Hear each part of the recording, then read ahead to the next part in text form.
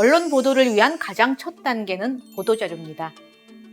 보도자료란 언론에 공개하는 핵심 내용을 알기 쉽게 요약해 기사체로 만든 문서를 말하는데요. 보도자료가 필요한 이유는 문서로 하는 커뮤니케이션이 말로 전달하는 것보다 훨씬 정확하기 때문입니다. 또 말로 정보를 전달하다 보면 틀린 정보를 전달할 수도 있고, 또 제공자는 제대로 이야기를 했어도 기자가 잘못 알아듣고 틀리게 기사화하기도 하죠. 그러면 보도자료가 갖추어야 할 요건으로는 어떤 것들이 있을까요? 첫 번째는 뉴스 가치입니다. 이전에 알려지지 않은 새로운 사실이거나 사람들이 흥미를 느낄 수 있는 내용이어야 한다는 겁니다. 두 번째는 정직과 신뢰성입니다. 자료의 신뢰성이 낮으면 보도자료를 내지 않는 것이 좋고, 신기술을 개발했다면 논문으로 발표한 뒤 이를 인용해 보도자료를 내야 합니다. 세 번째는 간결함입니다. 신문과 방송에는 하루 수백 개의 기사가 다뤄지고, 신문은 공간, 방송은 시간의 제약이 있으므로 분명히 알려야 할 사실만을 간결하게 정리해야 합니다. 마지막 네 번째는 좋은 문장입니다. 보도자료에서 좋은 문장이란 미사여구가 많은 화려한 문장이 아니라 정확한 문장을 말합니다. 그렇기 때문에 단어가 틀리거나 문법이 맞지 않거나 핵심 내용을 전달하지 못하고 횡설수설한 보도자료라면 기자는 앞부분만 읽어보다가 말 것입니다.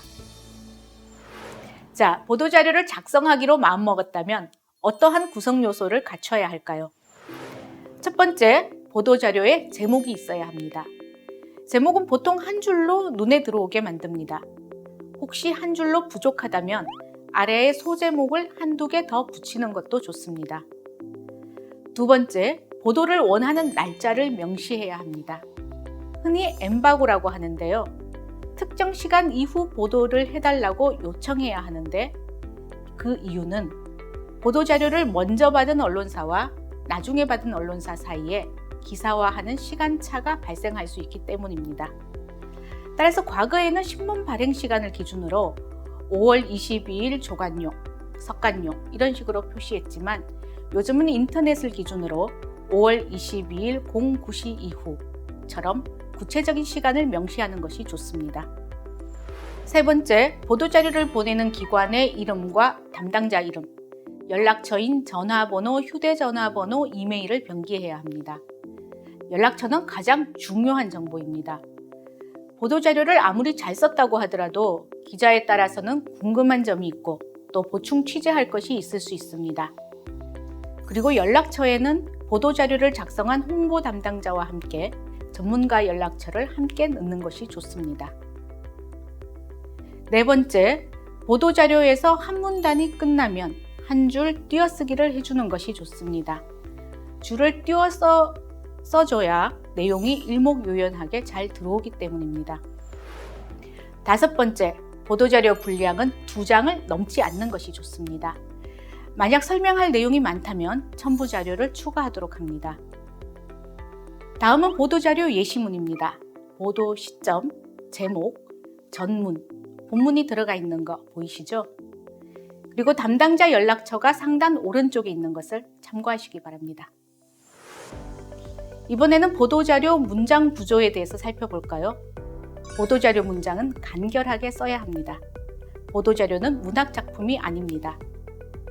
아름답고 좋은 말을 많이 늘어놓는다면 자료를 작성하는 본인은 즐거울지 모르지만 읽는 사람은 핵심을 파악하기 어렵습니다. 따라서 보도자료를 작성할 때는 첫 번째, 문장은 단문으로 써야 합니다. 복문을 되도록 사용하지 않으며 한 문장에는 하나의 아이디어만 넣습니다. 또 가능하다면 한 문장을 60글자 이내로 짧게 써야 합니다. 한 문장의 글자 수가 50자를 넘으면 읽는 사람이 부담스러워지고, 문장이 길어지면 주어와 수어가 멀어져 핵심을 파악하기 어렵기 때문입니다. 두 번째, 문장은 피동형을 피하고 능동형으로 쓰도록 합니다. 피동형으로 작성하게 되면 주체가 숨어버리기 때문입니다. 그리고 행동의 주체 또한 불분명해지겠죠. 그리고 문장이 불필요하게 길어질 가능성도 있습니다. 마지막 세 번째, 과학 보도에서 가장 중요한 것인데요. 전문 용어 사용을 자제해야 합니다. 보통 신문 기사는 중학교 2학년이 이해할 수 있게, 방송 기사는 초등학교 6학년 수준으로 쓰라고 합니다. 이것은 일반인들이 읽어도 이해할 수 있는 단어와 문장을 써야 한다는 거죠. 이렇듯 보도자료 문장 구조는 기사 문장 구조와 거의 유사합니다. 기사의 문장 구조는 역피라미드형, 피라미드형, 혼합형의 세 가지가 있습니다. 역피라미드형은 가장 중요한 내용을 앞에 작성하고 조금 덜 중요한 내용을 차례로 배열하는 형식을 말합니다.